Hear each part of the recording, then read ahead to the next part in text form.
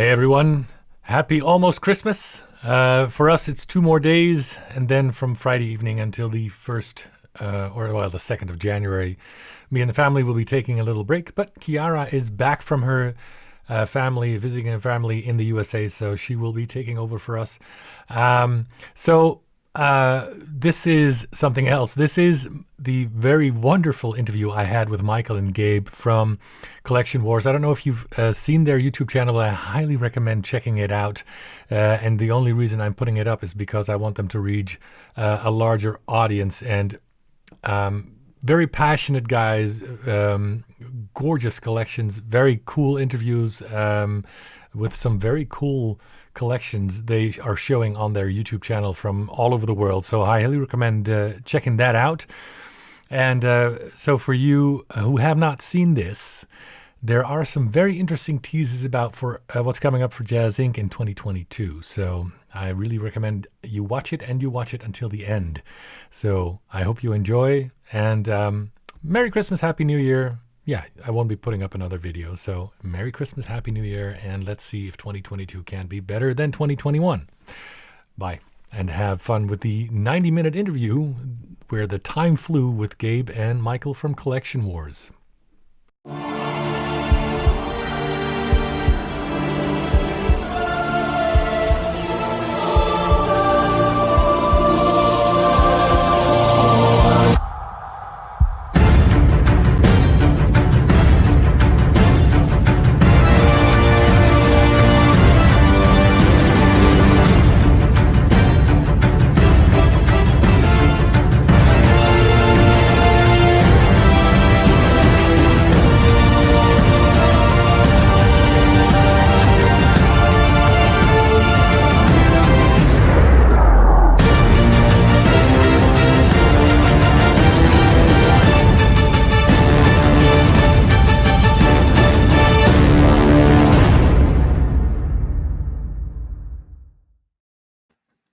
Boom.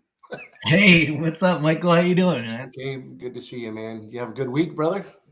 Yeah. It's been obviously hectic still, from work and all that stuff. But no, it's been great.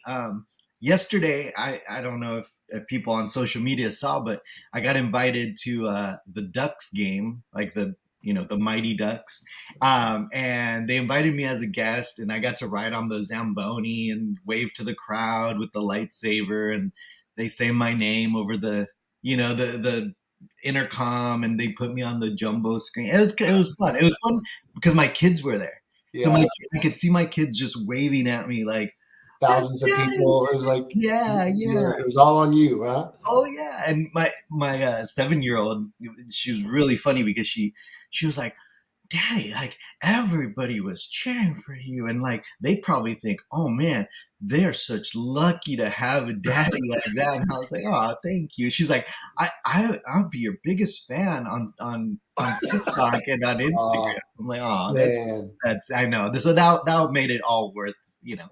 That's awesome, brother. Yeah. Well, congrats on that, man. That's really cool. Thank you. But yeah, how about you, Michael? You had a good week? Man, thanks for asking. I have, man. I've been playing a lot around at the house with some 6-scale diorama stuff. I'm building this big Rancor cave for the Jabba's Palace, and been having a good time with that. And then, it was really cool when we reached out to our boy over there at Jazz Inc., and he said, man, it would be an honor to be on the show. And I was like, great, how soon can you do it? And then we were able to get him in the schedule and get him in here, man. I'm excited to have him on the show. Yeah. So as you know, if you've been under a rock for a while, I'm sure you know Jazz Inc. and amazing dioramas and vehicles that Yost makes. We're gonna bring him on. We'll talk to him about that. Right? We're gonna correct the name because everyone says it a little bit different. We got to hear it from the source. Yost. I think I said that. But let's bring him on. Yost from Jazz Inc. Let's bring him on. Hey. Big compliments. I mean, I always wanted to say this. Your intro is just epic. The music and the that's very cool. And you got my Thank name you. right. Yost. Yost. There you go.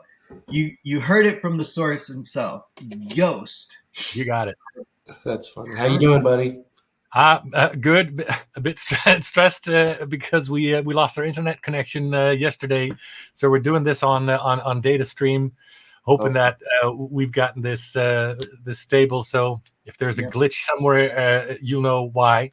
Okay. But yeah, it's pretty good. We've been firing on all cylinders, and what a year!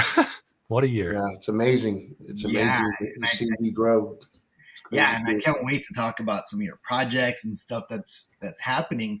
But before we get into that, we always love to ask our guests kind of what, obviously, most of our followers are passionate about Star Wars, all franchises that, comics and all that, but Star Wars, a big franchise for us.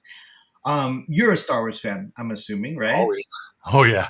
What you were talking to the official, or I used to be, now I don't have the timer. I was the official Darth Vader for the Netherlands, 501st, working with me a lot, doing a lot of events. So yeah, I'm hardcore, man. That's cool. Well, what got you into Star Wars, like, as a child? I mean, everyone kind of has their own personal story about Star Wars and what it meant to them as a kid. How did you end up loving Star Wars? Well, it's very simple. My Uncle Ben, my dad's brother. He's unfortunately he's passed a couple of years ago. So he that's one of my big regrets, that he never got to see what we're doing. Yeah, that really gets to me. Anyway, yeah, this was the 80s, and we live in the east of the Netherlands. So the Netherlands is like a small backwater in Europe, and then the east of the Netherlands is the backwater of the backwater. So wasn't a lot going on. And my Uncle Ben, he had some connections, and he used to be able to get his hands on video, VHS, and he had 2 VCRs, so he could copy some of the stuff that he got his hands on. And so it was through that illegal copy of a VHS tape that I first saw Star Wars in the early 80s. So I was still, what was I, 8 or 9 or something like that. Wow. And this is in a town where you were lots of tough guys, and you were either an athlete or you were a nerd, and goodbye. So I was one of the few, together with my cousin Tom. He was also very much on board, but we shouldn't bring Star Wars figures to school, because that would get your ass beaten up.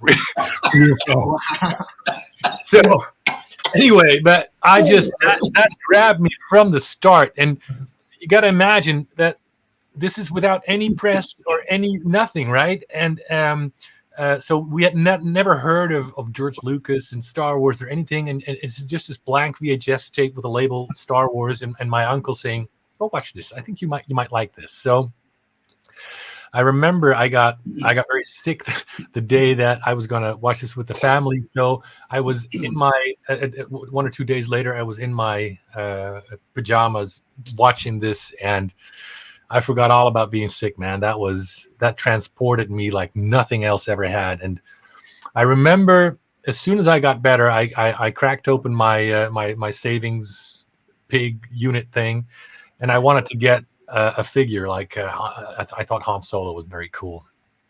But of course, this being a backwater town, there was one toy store, and they had one figure available, and it was Hammerhead.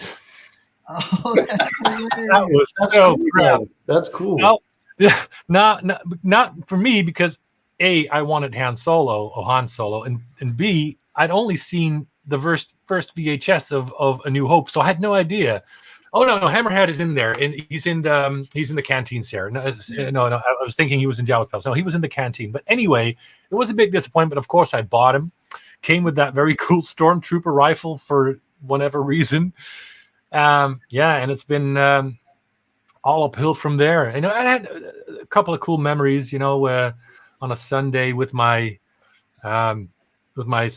father and other uncle who's passed away, the father of my cousin Tom. We went to see Jedi in the movie theater, first time in a movie theater, so that was cool. Yeah.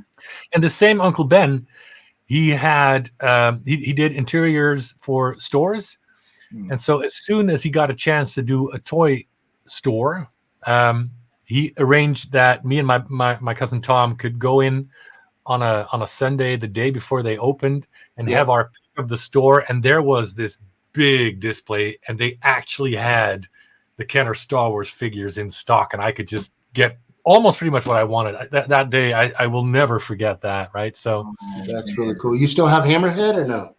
No, I was stupid. I sold everything when I was like 18 or something, and felt too cool for those toys. So, But didn't that one figure, even though it was Hammerhead, not Han, isn't he kind of more special than Han would have been? Come on. like I said, I was stupid, man. I should have kept that. But That's funny. yeah. Now let's dive in. Have you? And just to follow up, did you collect like the figures like going forward after that, or were you more of a? Because we always ask, did you actually play with them? Did you set them up? Were you one of those types that like set up the dioramas and like with your toys, or actually like played with them out in the mud? No, I played. I actually played with them again with my cousin Tom a lot. But my Uncle Ben, he had one son, and he was so lucky because there was an extra room in that house, and Uncle Ben he had the AT-AT. He created a custom diorama for that, and so with Luke hanging from it, and the 1 foot of the AT-AT on the snow speeder, and he had everything, and he had severals of everything. So he had the collection boxes, and he had all the extra stuff that you could get with the codes, the barcodes, right? Mm-hmm.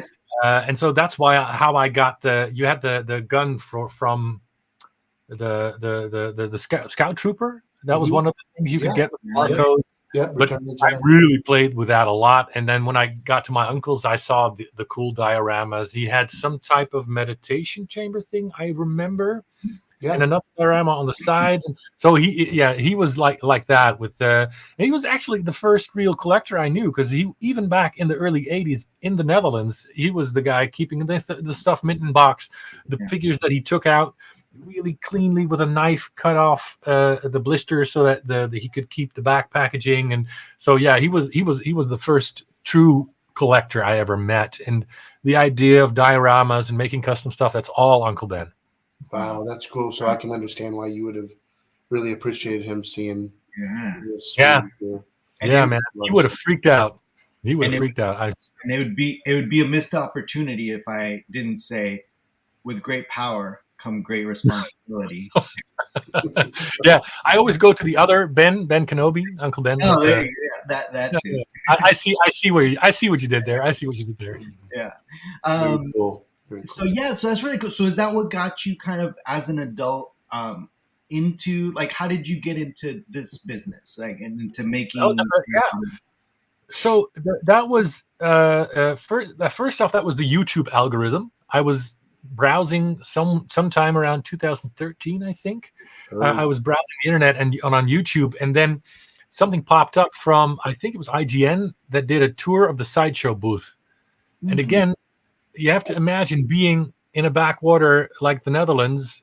Even now, stuff like Sideshow doesn't reach us unless you go online, unless you know about it. And so what I saw there blew my mind, still in my mind at the Kenner level, right? And then I see Hot Toys, I see their quarter scale premium formats, and I'm like, whoa, this is a whole new world, right? I didn't know.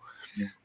And so I have a very cool wife, and she's like, well, if it makes you happy, go ahead, right?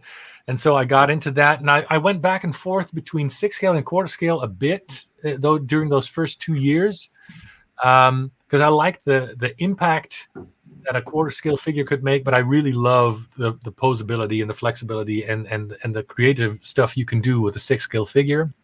And so I landed on 6 scale, and then, thinking back to the dioramas that my uncle had, and having just a real cool display, I just kept upping the game, right? So I learned the importance of posing. I learned the importance of lighting. I learned, I made these very cool, or I thought they were cool, transparent display tiles to make it more like a museum display and to get away from the toy vibe, right? Mm-hmm. And so I remember this clearly. I was January 1st, and I was driving with my family towards the birthday of one of my little nephews. My wife was driving, and I got a text from one of the guys in the Netherlands. We were in a Facebook group together for collectors, and he showed me this picture of a diorama, a Death Star diorama. And bam, the light bulb went on, and I'm like, that is cool. And so every year I have a project, right? So either it's designing and building a guitar or an amp, or, well, in this case, I thought I'll just design and build that diorama. And I did that, and I showed pictures in the Facebook groups, and people kind of lost their shit. And a lot of people, can I say that, by the way? Yeah, It's okay. Okay. So, so people were asking, "Oh, could you do this for me?" But I had a family, I had another business, and it took me like 8 months to complete this. So I was like, "Nah, that's not." And I remember this clearly. It was number 36 from the people who asked me, and this guy was from France, and he said, "Well, why not?" And so I said, "Well, it's a lot of work assembling and everything, and with a diorama, if you're shipping it, you're shipping mostly air. And this thing was huge, right? It's 4 feet by 2 by 2 or something like that, Yeah, right? yeah. So you're shipping a lot of air. It would be expensive to ship, and I don't see how that thing would arrive in one piece." Mm. So I said, "Well, yeah." He said, "Well, we could solve that simply enough by, one, making us do the hard work for the assembly, and then, two, you could flat pack it as well." So I thought, okay, then that would take away a lot of the work, and I wouldn't worry about this thing shipping a lot of air and breaking. Mm-hmm. So I said, you know what? If you can get 12 people together, I'll consider it. And within 24 hours, we got 12 people. So yeah. I had to redesign everything because I hadn't designed that with other customers in mind. It was just for me. I did that, and we shipped them out, and so the request kept on coming. So talk about grassroots. People said, "Oh, this is cool, but I don't have either the money or the space or both for such a huge," because that thing was solid aluminum. It was 70 pounds. Wow. So it was big. It was heavy. The precision was beautiful. I loved the precision, everything. Well, on all your projects, but to just dive into something and say, "I'm going to build something the way," I mean, out of the box, you came out rocking and rolling. That's, I guess, when you found out that, hey, I guess I am an artist, because it was beautiful. I mean, Yeah, and seeing it. it's luck. I was very lucky to have a guy with a machining company not too far from me that was open to doing crazy shit like that for low numbers. And if he wouldn't have been there, I wouldn't be where I am now. That's for sure. So a lot of factors have to come into play. So you have to be able to communicate with the customers and be a passionate fan and start doing this stuff in the first place. And then you have to find a community with the grassroots excitement to get you going. Then I needed the guy, Leo, his name is, to help me when the machines had downtime during the nights, running my programs to get the stuff machined. So it was just a lot of support and enthusiasm from a lot of people that made this fluke work.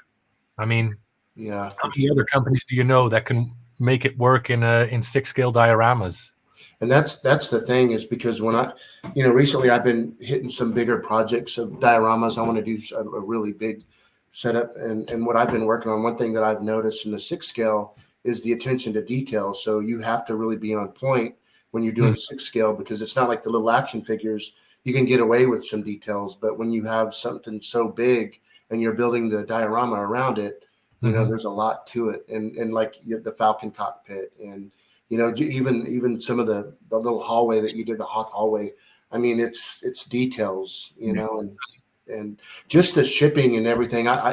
I'm very amazed that, and I know you don't get rich and knocking it out of the park doing what you do. I know that it's a passion for you, and it's really cool in the fan community. I think it's shown their support towards you, that they appreciated it as well. But everything that goes in behind the scenes and the customer service, and the most thing that would drive me batty is just the shipping. I've been fortunate, and everything that you've shipped to me has been in one piece, but it's, is a huge support of your customers in the US. Yeah. I think I recently did I looked it up on I use a WooCommerce plugin, and I could see that. So it's like North America, so that would be US and Canada, but most of that's US. Is like 69% of all transactions come from there. Yeah. Well, in fact, so I wasn't really collecting like 6 scale or anything until recently. I've been introduced into that world, right? Because it's a slippery slope when it comes to that stuff. But you were get out while you still can, please. I know. He knows. But you were one of the first names that came up when learning about 6 scale. That was kind of my first introduction into like dioramas and ships and all that. And actually, because of Michael and because of our buddy Joseph too. He's the one who started like explaining to me, and I was like, wow, so he does these. He's like, yeah, and they fit perfectly in like the Bestas, and like he was just explaining to me and showing it to me, and I was just like, man, this is amazing. And again, Michael is the one who introduced me really to like the whole diorama world, right? Because for me, I display piece by piece just like that, and Michael has these amazing dioramas. And but yeah, you're one of the first name in the community that I heard when talking about 6 scale. So that shows, again, the community was really supporting you and really, really backing you. I need that, right? Because for me, it was a learning curve too.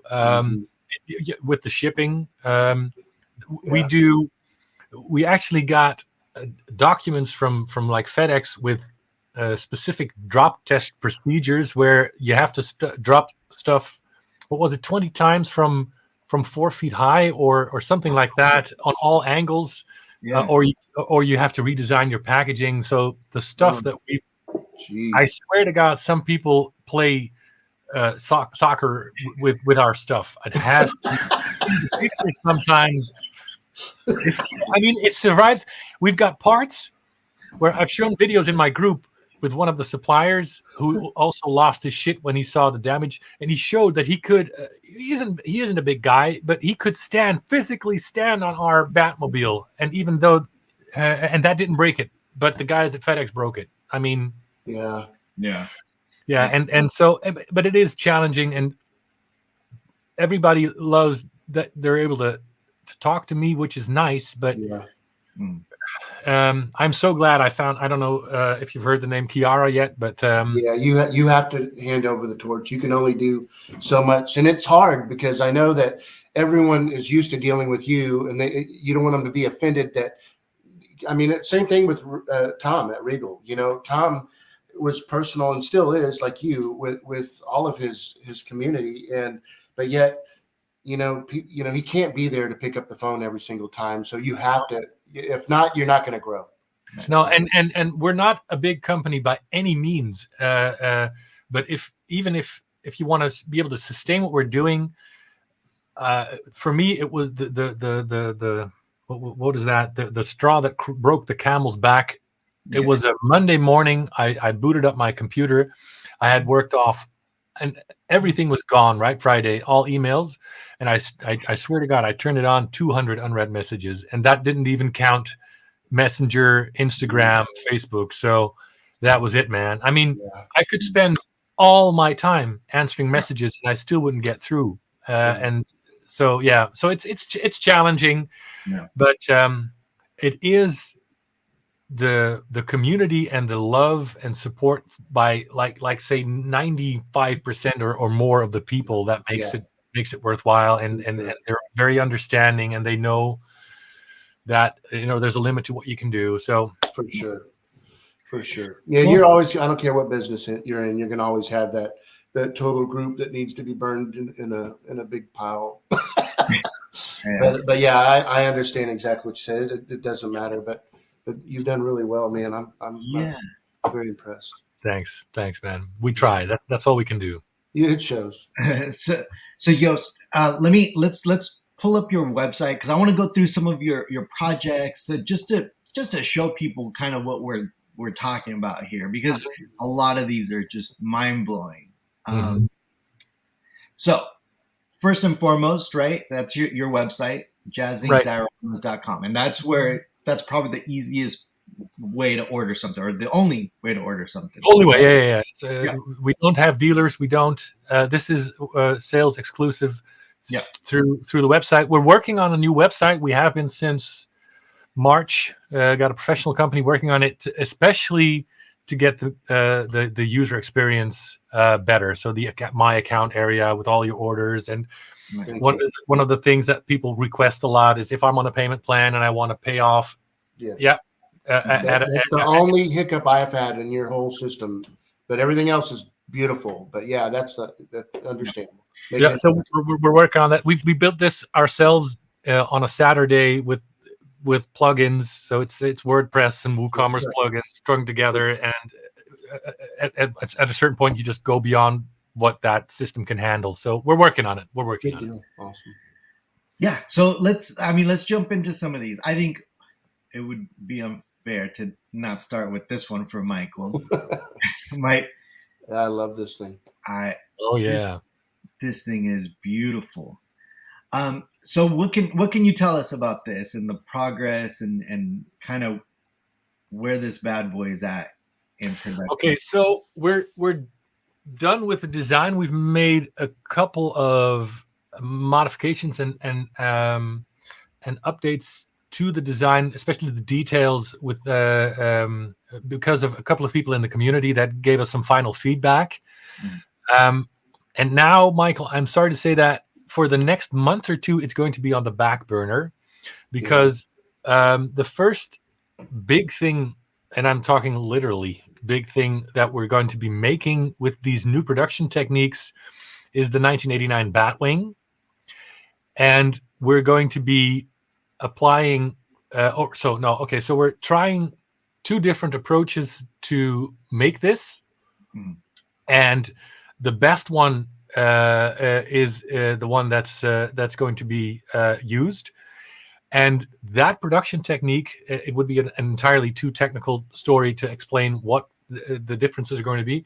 That's what we're going to be applying to the Snowspeeder. So it would just be too much time and money to have 4 tracks running for 2 different projects, right? So what we're learning from the Batwing is what we're going to be applying to the Snowspeeder, because both are going to be behemoths. Yeah.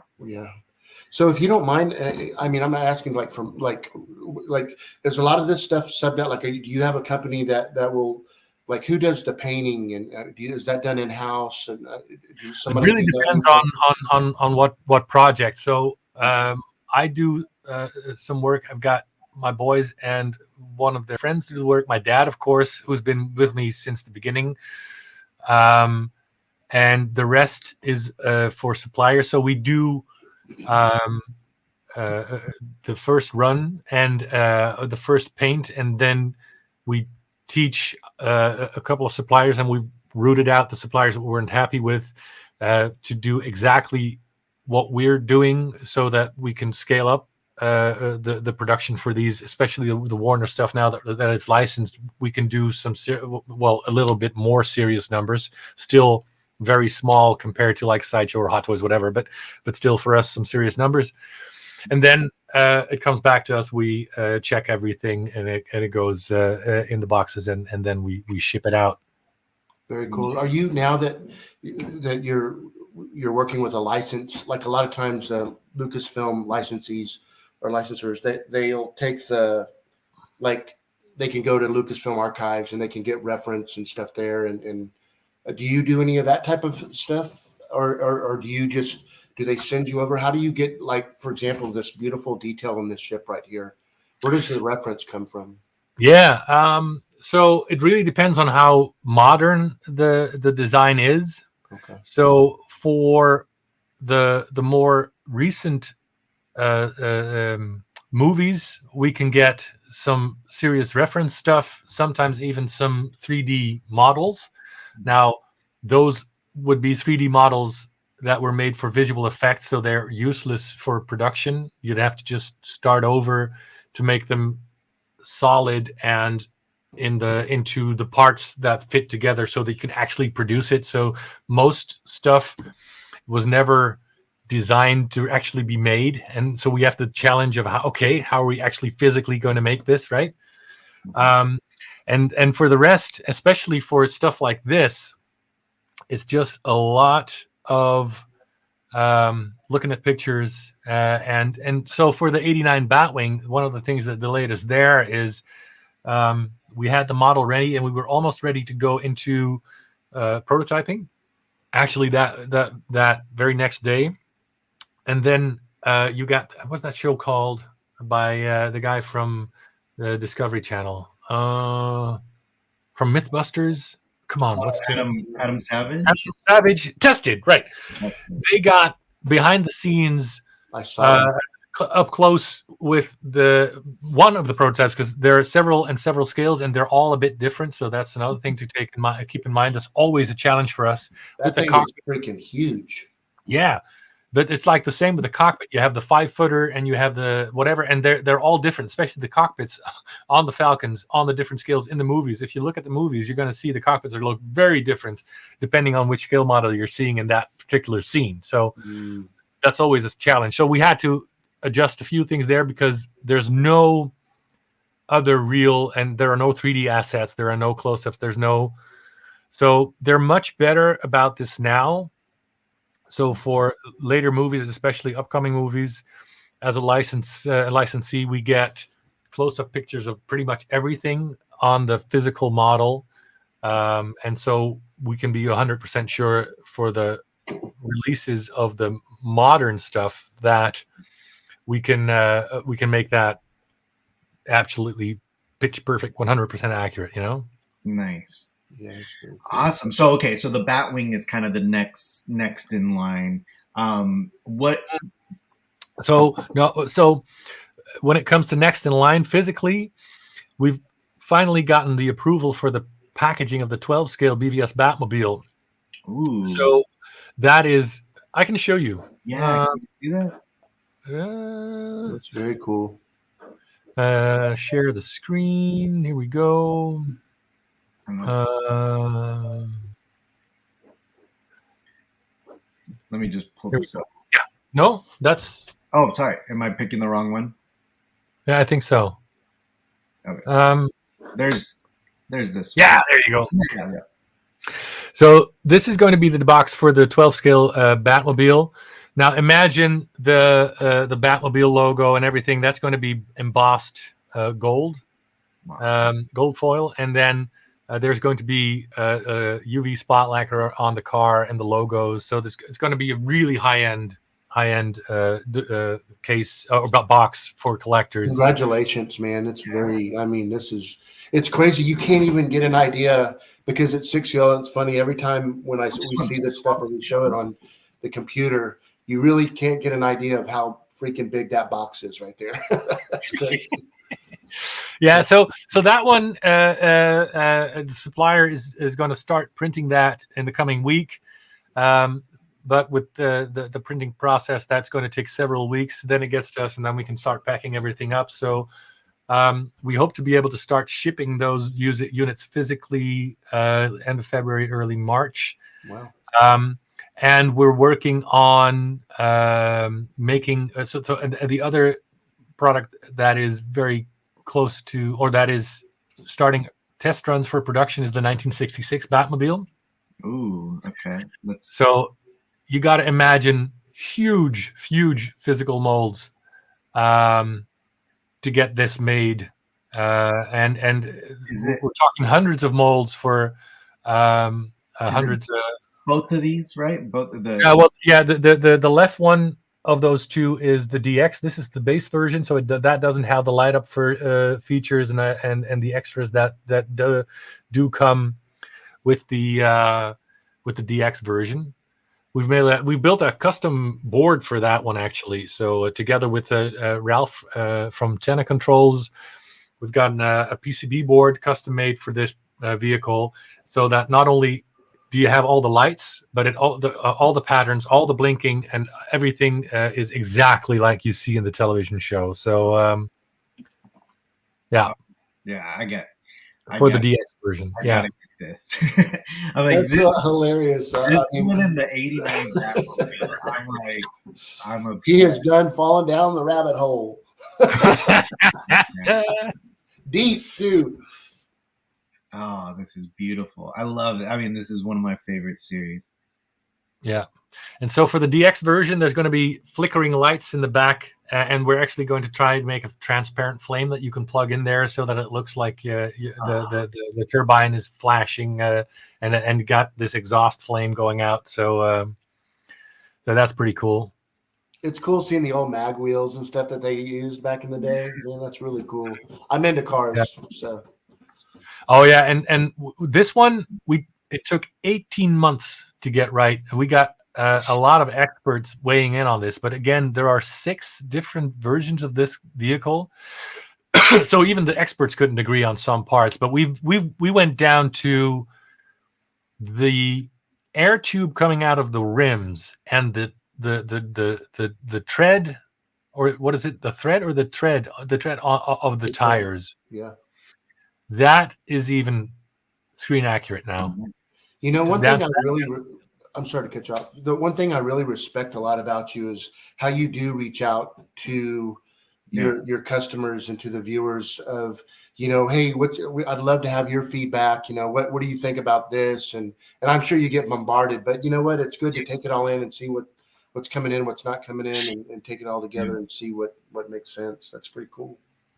Yeah, and a lot of the best ideas come from the group. I mean, with the Batmobile, that was a group initiative. Actually, that started the same as that very first diorama where people asked, okay, so it's now clear that Hot Toys isn't making it. Could you? And I said, well, I need an X amount of people to commit, and then we can do it. And again, within 24 hours, we had that commitment. And then they suggested, okay, if you look at that vehicle, it's very close to the one in the Justice League. Basically, they took the BVS Batmobile and they switched out parts and made the Justice League version. Why don't you make switch out parts? And we were pretty well into prototyping at that stage. But I thought, again, good idea. Let's do that. And same for the diorama base. That's the beauty and the reward of including the group in all the ideas, really. Yeah. Man, it's so cool. And it's just so amazing that you have, again, the license, because I think it allows you to just create just better looking things, right? Because you have these resources and these references, right? Well, a lot was done when it was just still a fan group stuff, where it's just me and the group trying to get it just right. There's a lot of that shit. It's my stuff.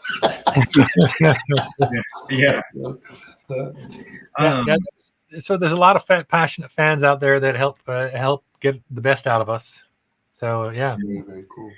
So okay, so then after that Batmobile, what are you looking at? What should we look at next? All right, so other stuff that's in the pipeline. So it's the 89 and then the Snowspeeder is coming up for production. Before that, the Bat Signal is going into production. I'm probably forgetting a lot of stuff. There's a lot of balls in the air. It's got a lot of suppliers working on a lot of stuff. So this one is going into production. So that one is going to be released before the summer, if Warner Brothers approves fast enough for all the steps in the process, because of course it's their IP, so it makes total sense that they want to make sure everything is totally accurate and correct. So every step of the way, we have to submit it for approval, and so all these products have been approved, so they're coming, but to get them through that gauntlet, really, I mean, we've been working with them since March, and the first products are finally ready for packing 9 months later. So yeah, you got to be patient, right? If you don't mind me asking, so when you are, we've talked to other people in the licensing process of getting things approved. Is it working with Warner? Has it been difficult, or are they pretty? Do they work with you pretty good? Are they coming back with you about the actual design of something that you're putting together, or more of logos? Or I mean, what's been the outcome of the collaboration between you and the Warner team? Well, so first off, the reason why they wanted to work with us is because this was such a fan based product and team and effort. So that was really cool for them, because basically we're so small, we're such small fish that they could have easily said, "Oof, not worth the effort," right? Yeah, for sure. And so that was very cool of them. And then it's a process of learning on both ends, because the people at Warner that have to approve this, they also have to approve Looney Tunes T-shirts, Harry Potter stuff. Yeah. I mean, the amount of licenses, if you think about it, that Warner has, Game of Thrones, Friends. I mean, it just it doesn't end, and so these people have to be pretty much specialists in everything. Yeah. So it's a learning curve for both of us, but they really want to make it work, and so as long as I do my bit, and we got a bit of noise on the line, as we say in the Netherlands, at first about how to do certain things, but then again, they were very good at working with me to get things sorted out. So with the packaging and all that, there were two different style guides that were conflicting, and the people didn't know what they were having to look at. So it's all that sort of thing. But yeah, it's and they're hiring all the time to that team just to keep up with all the demand and all the products that are coming out. So Yeah. I'm amazed that they are willing to work with us, considering how busy they are. Well, that's so cool though that you were just, look at you 2 years ago, and now you're working with a licensed company, and man, you're definitely heading in the right direction, man. I can only imagine how overwhelmed you are. It's pretty cool though, man. Congrats on all that. Thanks. So let me ask you, because this is probably one of the most popular dioramas, in our collecting circles, right? I mean, I think pretty much everyone that collects this stuff, that are friends, pretty much owns this, right? And it's just such a popular thing. What kind of got you kind of inspired to make this? It was the group. So basically I had they had asked me for years to do this, because Hot Toys had teased them, and I have a rule: I don't touch anything that Hot Toys does. So that's why I don't revisit stuff that Hot Toys has done. I recently got a question for the Alien, what is that, the loader thing? It's been done, so I'm not touching that. And so that's why I initially did the cargo hold, because people kept asking me for the cockpit. I said, no, there's a chance Hot Toys might still do it. There was still rumors back then. So, but I thought, hey, the Falcon is bigger than just the cockpit. That's what got me started on the cargo hold, right? And then, I don't know, it must have been 18 months ago, because that's the lead time for these big projects. I got word that it was definitely not going to be done by anyone, and I thought, well, screw it, then I'm going to try this with everything that we'd learned, especially with the Batmobile and lighting, also for the other things that we've done. So, but it was a challenge to get those 300 plus lights and the sound and all that stuff working. But it was again just the community asking for us to do this, and this is more of a prestige project. So we're now down to the final few in stock. So these are all done; they're in stock, ready to ship. But once those are gone, this is definitely not something I want to revisit. And yes, I want to ask you, and this is kind of going to be like the hard hitting question, right? Here we go. The hard hitting question here. 60 seconds, yeah. All right, the color. I know there's been some debate going back and forth when they receive that it's too gray, it's not enough white. It's and again, I'm not a six scale collector, but I've heard some of these arguments. Can you kind of run us down the color processing and kind of explain to viewers why you chose kind of the color scheme? Yeah, so it's important to understand that first of all, the first batch that shipped out, that was the color that was exactly like the pictures on the website and the prototype. So Mhm. that's what we ordered, and there was a lot that had to do with lighting because this one looks darker than it does in light because as you can see the light's coming from behind, so you're looking at the shadow side now, so that always messes with things. But the reality is that there's a lot of there are a lot of different versions of the cockpit. Like I said, not only in terms of color, but in terms of design. If you look at the front of the cockpit, and if you look at the I think it's the 5-footer, the front is entirely different. The nose is much steeper. The windows are completely different. So you have to make choices. Yeah. Now, what messed us up was basically what is the name of that Star Wars park that opened up Galaxy's with Edge. Disney? Galaxy's Edge, yeah. Yeah, yeah. So the one you see there is basically a model from one of the later movies, and that's a lot lighter. And Mm. that's where people started to complain about the difference in color between this, which is much more closer to the very early movies, and what's up at Galaxy Edge. But that also had a very different outside design with the scaling you see on the outside. So Mm-hmm. yeah, it's hard. You have to make choices. I was very happy that people weren't complaining about the fact that we chose, because I like this nose design better than the other one, but both have been equally valid, right? I mean, Yeah. so the answer is there's differences in the movies, Yeah. Yeah. even within the same movie, different scenes. And here you see it again. Look at the front Yeah. and the sides. The front looks a lot lighter, even though the color gray is exactly the same. It's just Yeah. so a lot had to do with lighting as well. Yeah. And people, yeah, even I like it. One of the guys on YouTube has this term called the head canon. People have Mm. their own version in their head, and I can only make Yeah. one version, right? So, yeah. Let me perfect example is this studio scale model that that was built, and this one is accurate as can be to the original. Right. And lighting is everything. Right. So I'm 1000% behind you. I have heard a few things, but yeah, the lighting, like this model, is just completely different. When like we're building a studio gallery right now for just our studio scale models, and we're going to have the proper lighting that they used in the films to Mhm. create those certain effects of the colors that really pop. You know what I mean? It's huge. Yep. It's huge. Yep. Yep. Huge.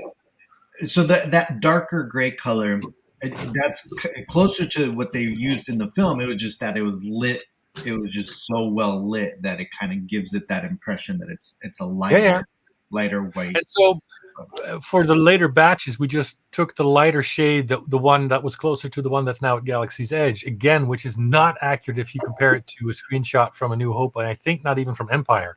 No. But, you know, the thing is, you can say this about pretty much all my models, and it just got out of hand on this one with a few people.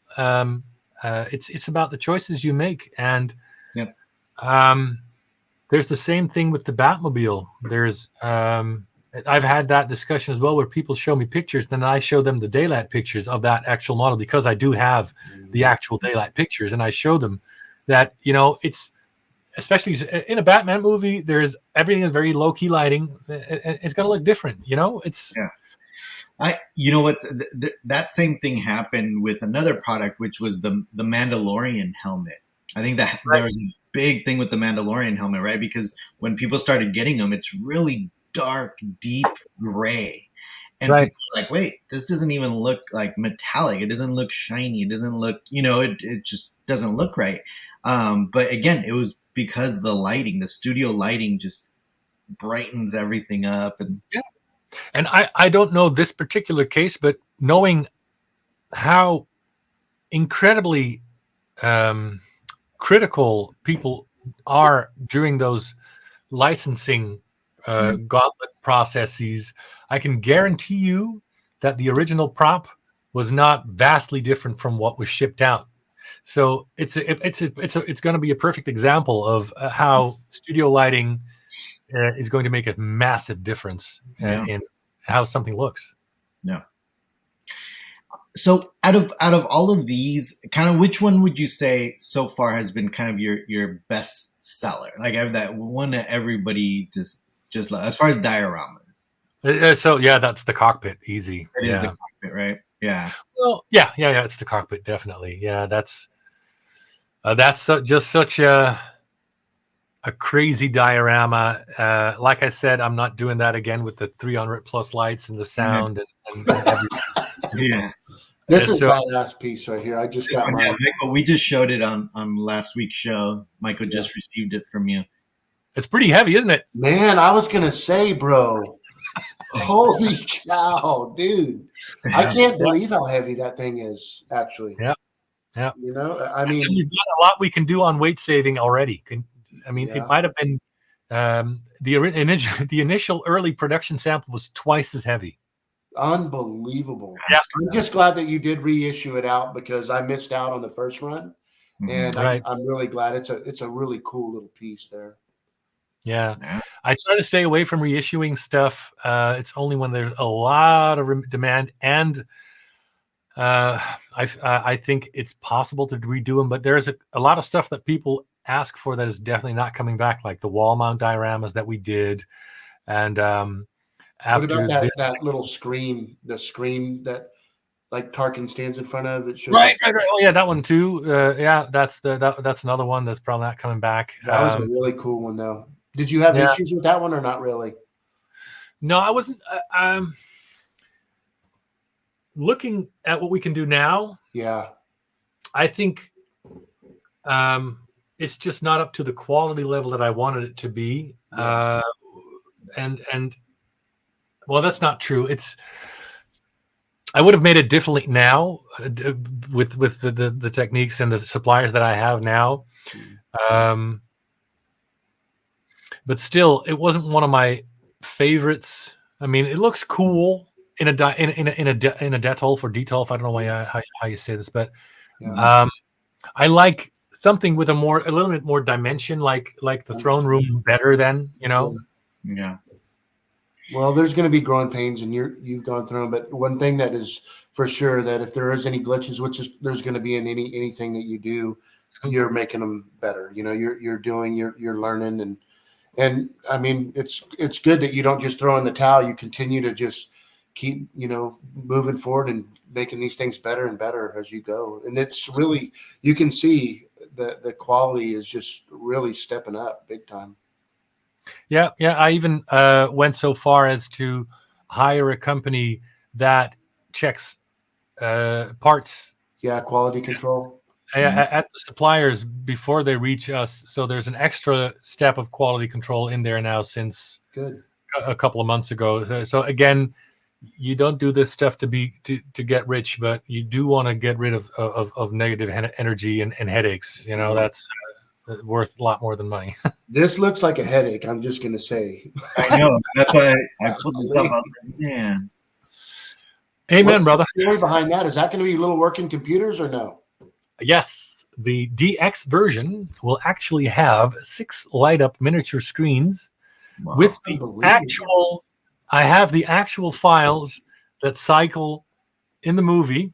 Oh, so you get the actual files cycling on screen as you see in the movie.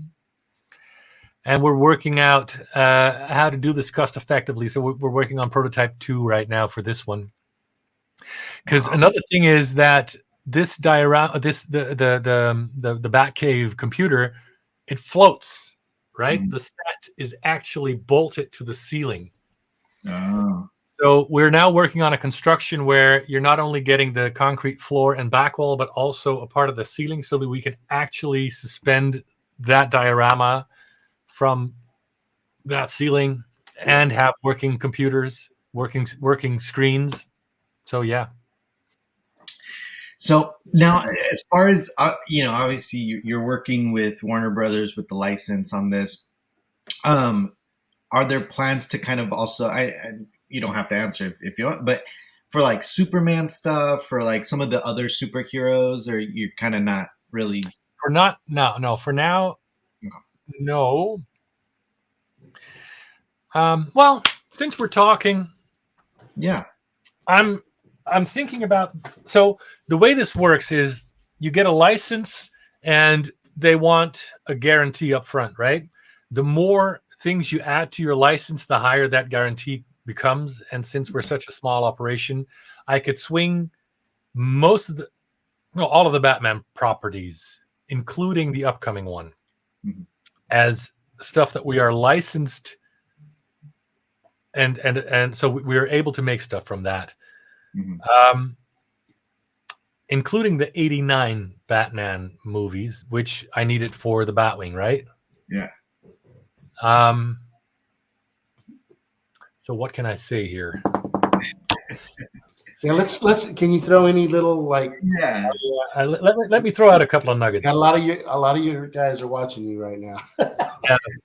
And I'm hoping for their support. So let me take a small sidestep for the 1989 thing. So I recently hired Luke's best friend. Luke is my oldest son. This guy is such a cool boy. He's currently going to college learning mechatronics, and he learns 3D design. So he's working on something, and I promise not to tell anyone because he wants to pitch it to the group when he's done with the 3D design. So that's a Star Wars thing, but he's also working on the vault for the 1989 Batman suit. Yeah. So that's something he's working on. When that is done, I'm definitely going to pitch that to the group. If there's enough support, I'm going to do that. But the thing I wanted to discuss with you guys, I'm assuming you've seen the trailer for The Flash, right? Yes, I have. This one, yeah. Do you remember at the end of that last trailer, the thing under the cloth? No. Let me.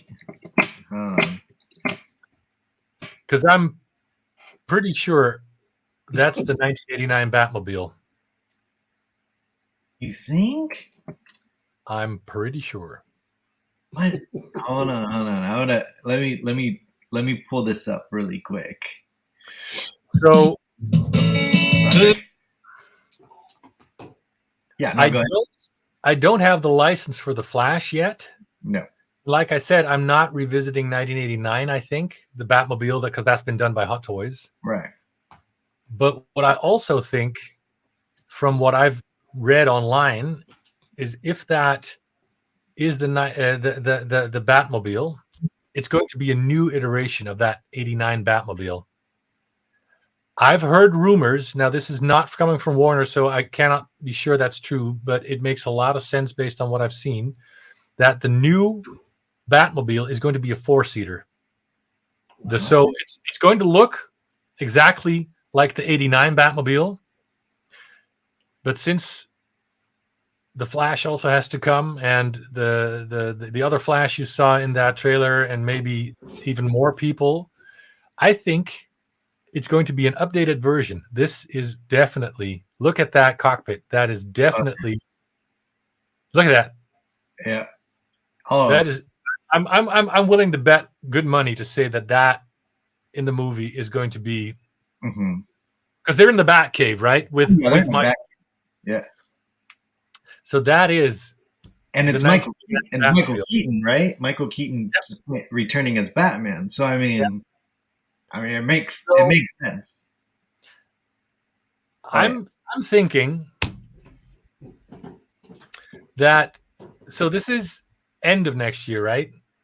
I'm thinking if I'm right, and it is a new version of the 89 Batmobile with the 4-seater, maybe I should talk to Warner and put up a little bit more money to get the Flash license and do that one. And I want comments from the people who are watching, or would you prefer me discussing with Warner Brothers to revisit and do our version of the actual '89 Batmobile. So you two guys, what would you say? I mean, I'm telling you, the '89 Batmobile for me, besides the '66, I'm just like, I love that thing. So I think if the new one is virtually kind of identical to it, maybe more weathered, maybe kind of a little, I mean, I could see that, it's aged, right? Yeah, and I think it's going to be a bit bigger. Right. And I would appreciate that. That would look really nice, like an aged '89, style Batmobile, kind of progressed. But truly, like, the original, that's where I would want to go. But again, I guess it depends. It depends how the paint scheme is on it. I love weathered, beat up, stuff like that. So I guess it depends how they present it in this movie, Right. Yeah. So this is going to be a year away anyway for the Flash, and so the discussion is something I've been toying with in my head for ever since I saw that trailer. So I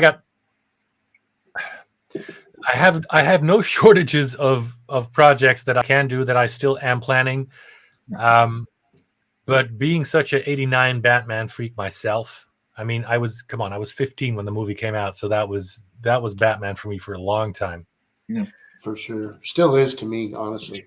Yeah. Yeah. It still is. I mean, I love Michael Keaton as Batman, but Heath Ledger and what's his name really impressed me with The Dark Knight. So and then doing so much with the BVS and Justice League movies now already. Yeah. So it's hard to they kind of become like your kids, those cars, and hard to pick a favorite. Anyway, yeah. So I've been toying with something like that. Maybe talking to Warner about adding the Flash to my licenses and revisiting or seeing what that car is actually going to look like.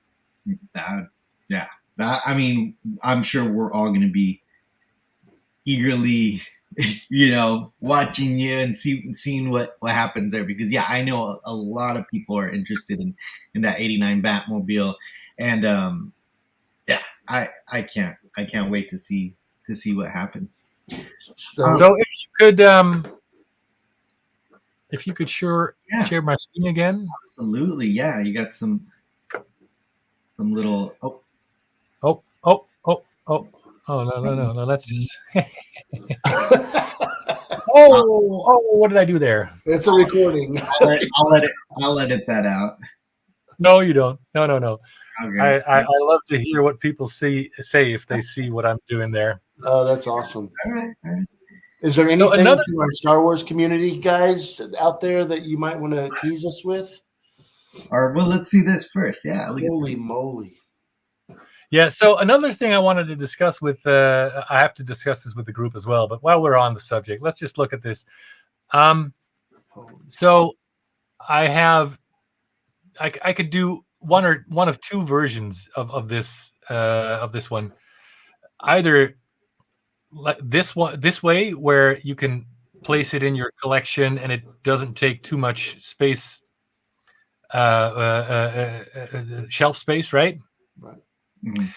Or I could fold these wings out and make the flying version that you also saw, right? Mm-hmm. So let me show you what that looks like. Do you have? So this is for you guys and the people watching. If you have a preference, please let me know. So do you want this version? Because I don't think I can make it so, because these things are so large and heavy that construction-wise, I will have to make a choice to either make the thing like this and you can hang it on your wall, or suspend it from a ceiling, or make it like this and you can actually place it. Yeah. Hands down, I guarantee you it's going to be with the wings down. This one, just freaking badass looking. This one, right? Yeah, and it's going to match the other, like people that are collecting, the multiple bat wings and all that. They're gonna want kind of to match it all up, you know. Yeah. All right. See what I Okay. mean? This is a perfect example how awesome it is Yeah. that, I mean, you make these people that are viewing and watching that are collectors of your product, you make them feel like they're part of it, and they are, and it's a really, really cool thing that people can have these things sitting in their collection room and say, you know, I had input on this, you know. Yeah. That's really, really It's cool. you know, democratic. I mean, for the last Batmobile that we've announced, it was either going to be the 1995 one or the one from Arkham Knight, and the community spoke, and there was a massive majority for the 1995 one. So that's the one we're also making. Nice. So, but Michael asked if there's anything I could tease for the Star Wars fans. You know, I want to know. You know, I want to see Shazam. Wow. 6-scale TIE fighter. Yep. So I'm thinking of doing this in so for the people who are familiar with our product line, we have the true scale line, which is true to scale, but not huge in terms of size and budget. And then we have the ultimate DXs, right? So I'm thinking doing two versions. One that's just going to be this cockpit. Right. So the people who have the limited space and money can get a physical cockpit, all the details, all the lights inside too for the cockpit. So I've got a separate model for that. Let's see. I got That's so a many big models. piece right there. Oh yeah, it is. Yeah. So that, and then for the people who really want to go all out, we're going to make an Ultimate DX version with the wings as well. Wow. Man, And I mean, I could only assume the wings are probably what, like they're probably about freaking 3 6 feet tall, right? 5.5 to 6 feet tall. You think that? I got pictures. I don't know who these guys are. I do. But somebody sent me pictures of a 6-scale TIE fighter in progress. Yep. So if you could give credit where credit is due. That's good of you. That's very, very honorable of you to do that. Yep. Then people get an idea of. So his name is Izzy. Of course, Izzy. Izzy rocks, man. Yeah. So he's a super, super classy guy. He's actually going to be on our show soon too. Oh yeah, Izzy, you rock. We've done some stuff back and forth, so we're cool. So so this is Izzy's work. For those who can support him, and you want, and I don't know if he's going to release this on any broader scale. Go ahead, Izzy's the guy. He's a good guy, honorable dude, and he has incredible attention to detail. So but for the people wondering, so we're doing this one, I'm. Look how big the actual. That's insane. I mean, Ali, it's so cool. And this is the problem with that one, is that as a collector, like for example, I couldn't get that one. That would take up way too much real estate in my collection room. But someone like Michael or someone with the bigger space, I mean, this is ideal. And I mean, I'm sure Michael is gonna need one of these. Oh, I gotta have 2 of them. Yeah, so this is something that we're working on, and another thing that I've been sitting on since 2019 is I've been working on this. Oh wow, yeah. So still a work in progress, as you can see. I still have to detail this, but jeez, that's gonna be awesome. Yeah.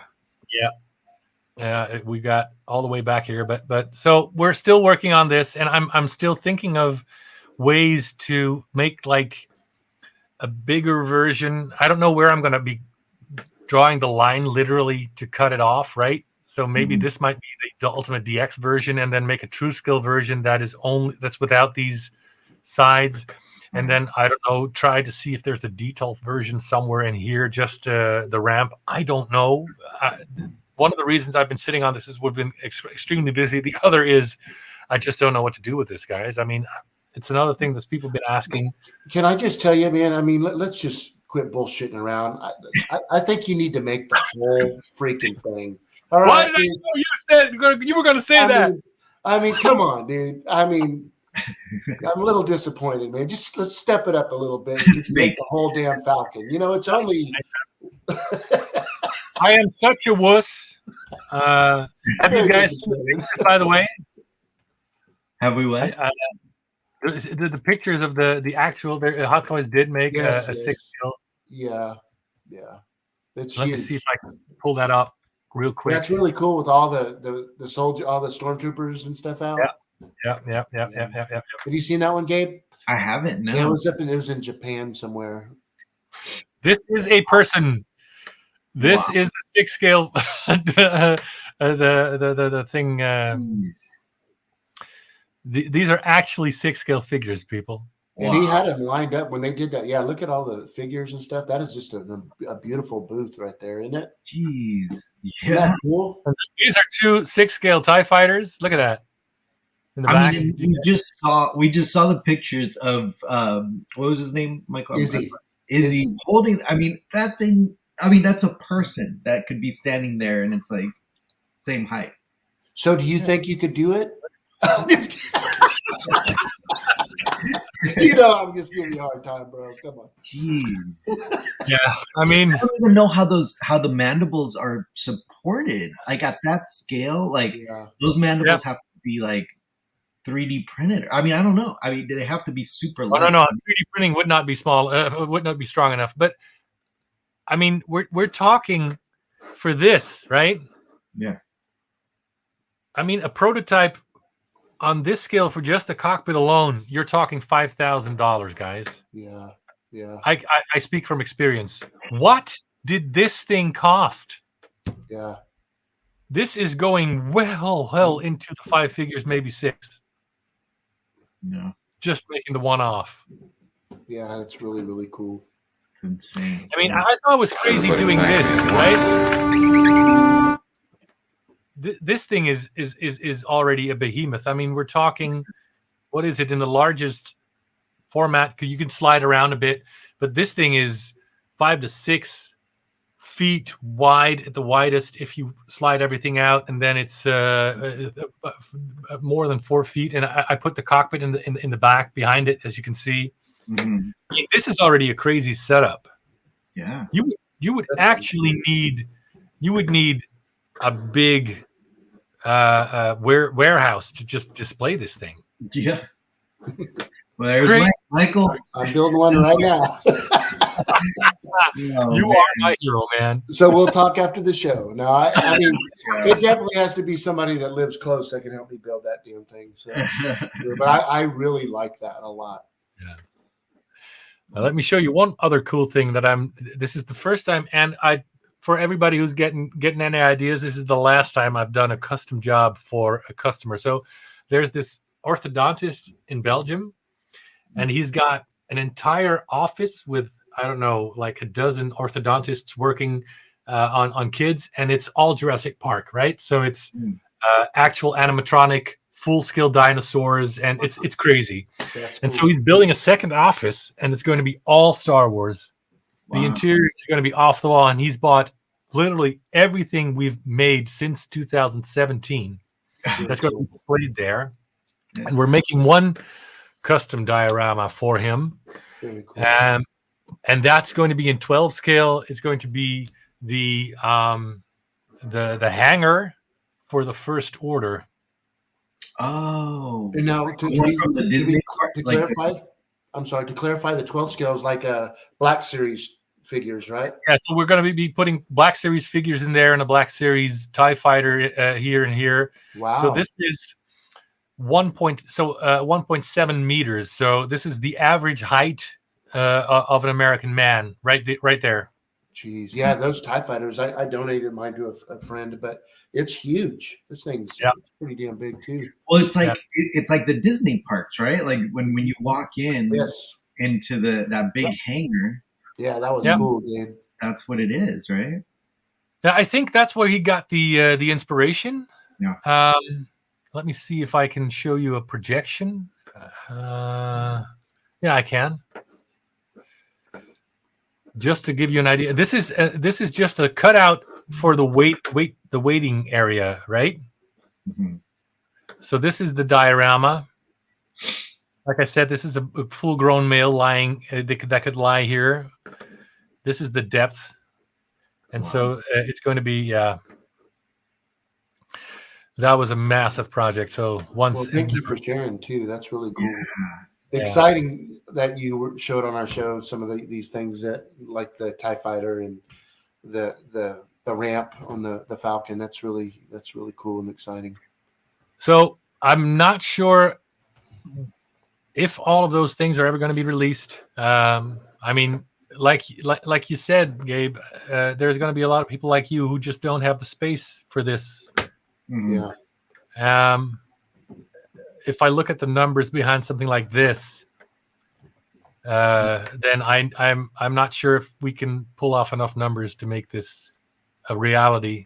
Yeah. Which is why I haven't done this one, because this one is, again, we're talking 4 feet in the vertical alone. So yeah, you'd be surprised, everybody that was on board on any of all your other Falcon stuff. I'd give you a pretty good idea. What's really cool is you can reach out and find out how many people are on board before you go into production. But I think that TIE fighter, just the way that it, you can display just that.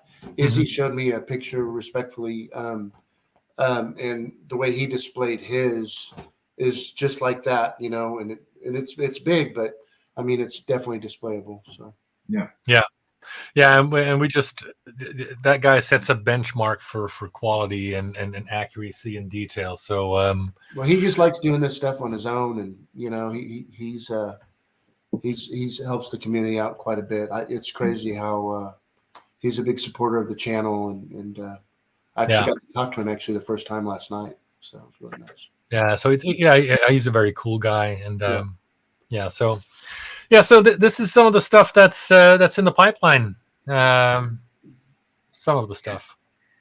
That's awesome. Thank you so much for sharing all that.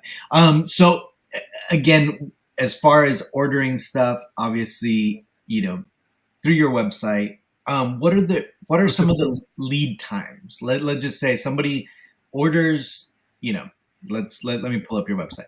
Let's something in. Do you have anything in stock, or is everything kind of? Yeah. So stuff in stock right now. So the last few of the cockpits, those are in stock, ready to ship. The cargo hold, the original one, the cargo hold, that is in stock, ready to ship. Hoth dioramas in stock, ready to ship. Sand speeders in stock, ready to ship. Let's see what else.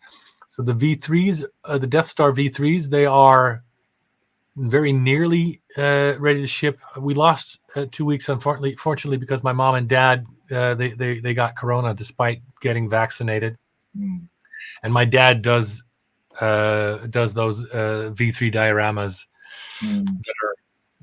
So those are shipping out very soon. Then, like I said, it's going to be another. I think it's going to be another 8 to 10 weeks, and then the the meditation chamber. That's another good one. So this is the V1 version. The V2 has more detail. Let me. Could you share my screen again, so that people can see what's new in the meditation chamber? So this is an early production sample. Awesome. I still have.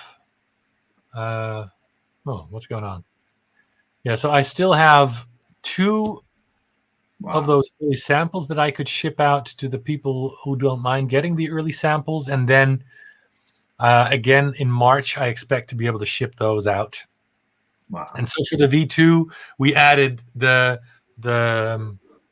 thing, what we call this, the clamp that holds the helmet, as well as lights in the top that wasn't there on the V1. We also added a bracket so that people who don't have a Maju case or a Besta or a Stuva can display theirs freestanding.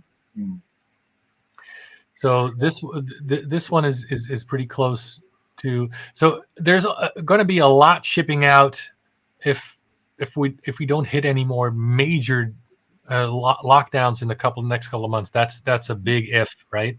Yeah. Because there's not another press conference coming tonight in the Netherlands, so I don't know. But a lot of this stuff is going to come out March or April. Same for the raised speeder. Like I said, the first few of this 1966. There's a lot of that stuff coming before the summer. Yeah. So this one, you'd set it up. You said it fits a Besta, right, or like a Stuva. Stuva, yeah. So the Besta, we did discuss doing a Besta version, but then we would have to cut the front and the back off a little bit. So then, does it attach? It attaches to the top of the. You can attach it to the top. Yes, yeah. There's a mechanism where you can just screw it to the top of any display case that's big enough. So an IKEA Stuva, it would be ideal. And if you don't have that, that's where the brackets that you see in a flash on the side now. Here you go. Those that holds up the construction. Got it. Right? Yeah. I think it's badass, man. I can't even get it. That's crazy. Hey, does that Vader come like that? I don't know if I have that version. So this is the Empire Strikes Back version here. You see a box. Yeah. The Hot Toys did too, but basically they're the same. That's the Empire Strikes Back version, and then they did a 40th anniversary, which I think is just a different box design. Man, I might have it, not even know it does that. Yeah, it does. Yep. Wow. The cool thing is, all you have to do is take off the cape. Yeah. Even the hands that are standard are perfect to hold on to the chair, so you don't even have to switch out the hands, and the helmet just comes off and it slides in that bracket and it holds it, as you can see. No modifications required. Yeah. Man, did you ever think 5 years ago that you would be doing this kind of stuff? I mean, no, man. I mean, I remember your first YouTube video and just showing the Death Star background panels, and I mean, it's great. It's crazy. And look at all this, man. This is amazing. Yeah, because you have to remember that with the techniques that I had and the access to the machines that I had back then, I could only do 2.5D.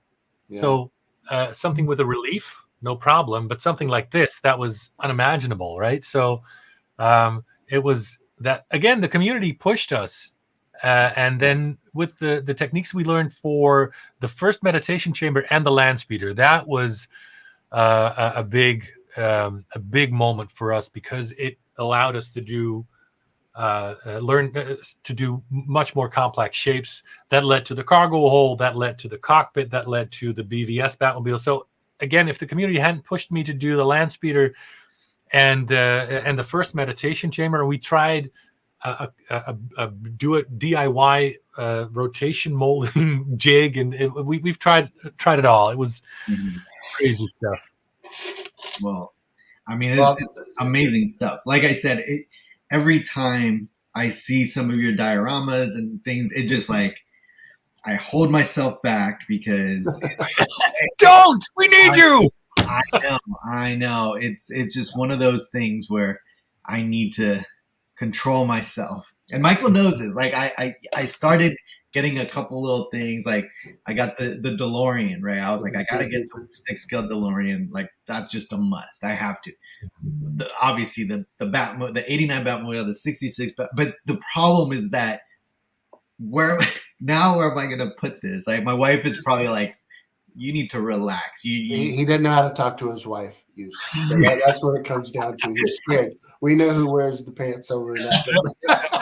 Yes, you got a gorgeous setup already, man. It's just, I know. Yeah, for sure. He's been really great about supporting me on this stuff. But thinking in solutions, right? So if you look at that Han Solo and Carbonite, I mean, that is gorgeous. But if you just send that to me, that would be a huge space saver right there. Imagine a couple of Magic cases, a lot of dioramas. It's gonna be cool. Yeah. No, I think the problem is mixing franchises, right? I have this thing about like, I'm only going to put Star Wars in here. Yeah. Actually, me and Michael talked about this. Michael has a different problem, similar but different, because I got a lot of problems. I 99% of my collection is like actual 1-to-1 replicas of the props. Michael collects 1-to-1, 6 scale, studio scale, vintage figures. I mean, he's got it all. So now he's breaking them into separate rooms and separate, display rooms. So Michael, Yeah, it sucks because you got You rock. to on the outside maybe, but on the inside it's like ooh, But I'm not even gonna waste my voice telling everybody because they hear it all the time. They know, oh, whatever, because it's not true. Because I tell Gabe off air that, man, I'm done, bro. I'm not doing any more of this. And then, hey, guess what I'm gonna do? It's like, yeah, a brand new. what the hell? We all have it. So everybody that watches our channel, we all share that problem. Yeah, yeah. I mean, it's not a horrible problem to have. No. And I think especially for awesome artists like yourself, we're gonna get your stuff. We're gonna be there. Gabe, I just got to say what Gabe just said. I don't know if you really realize this, but what you do. Our channel, that Gabe and I, our number one goal, what we do in this channel, not to just be positive, but to inspire. And I don't know if you really know, but you've inspired a lot of people out there, when it comes to their own art. I mean, they're not, building big companies and licensees and stuff, but I mean, you've really inspired quite a few people out there. And I want you to really know that it's impacted a lot of people, and there's nothing better feeling than inspiring. And you need to know. I really appreciate that. But then again, that comes back to the people who inspired me to push the envelope. And it's so cool. And that's why I love what you said. Yeah. If your goal is to inspire and be positive and have a positive addition to not only, okay, now I've got a philosopher here, but that's a goal for me in the world, right? I thought I came up with this, but later I saw that somebody else had said this. But one of my mottos is be the change you want to see in the world, right? So I can get pretty down on stuff when I see what's happening, and even with some of the customers and how demanding they can be, but in a larger frame in the world. And then it's just that, okay, the only thing I can change is me, and just it's so nice. That's what I always say. It is nice that people notice that I try to give back, and what I'm doing is only because monkey see, monkey do. I saw people doing cool stuff, and I'm trying my hand at that, right? So I'm not very original that way, but it's not easy. It's not easy, but it is fun. And the beautiful thing about this is, like I said, it's more than 95% of the people are people like you guys with just great positive energy and support and understanding and rooting for me, because that's a very un-Dutch thing. That's what I love about America. The Dutch will go like, yeah, let's see you try that, and you're stupid until you succeed, right? Yeah, exactly. The Americans are going to, yeah, go try, you can do this, and that is beautiful, man. That is the energy that keeps me going. So that's how I roll. That's how Gabe rolls. That's no doubt.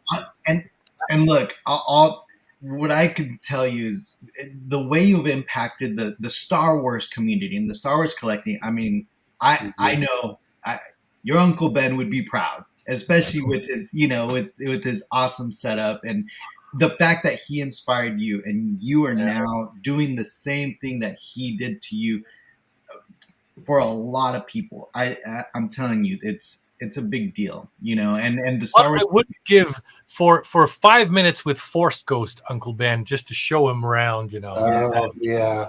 I've had that fantasy. Yeah.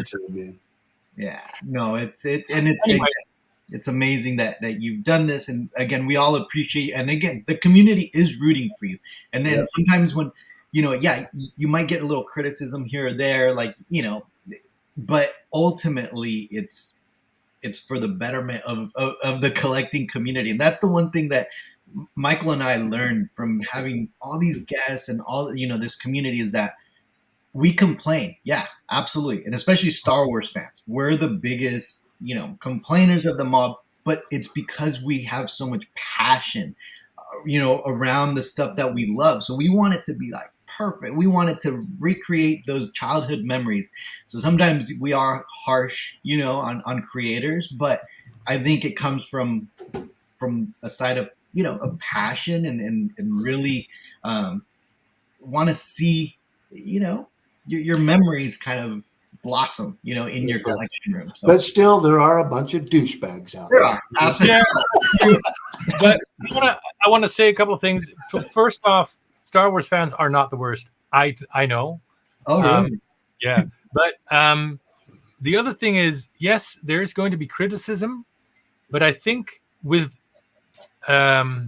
limits, I think that's a good thing. So one of the things I want to put out there, and I always try to say that to the people in my group as well, there's a lot of people rooting for me, and they're quick to shut down criticism. So to the point where some people feel they can't even voice any negative thing anymore.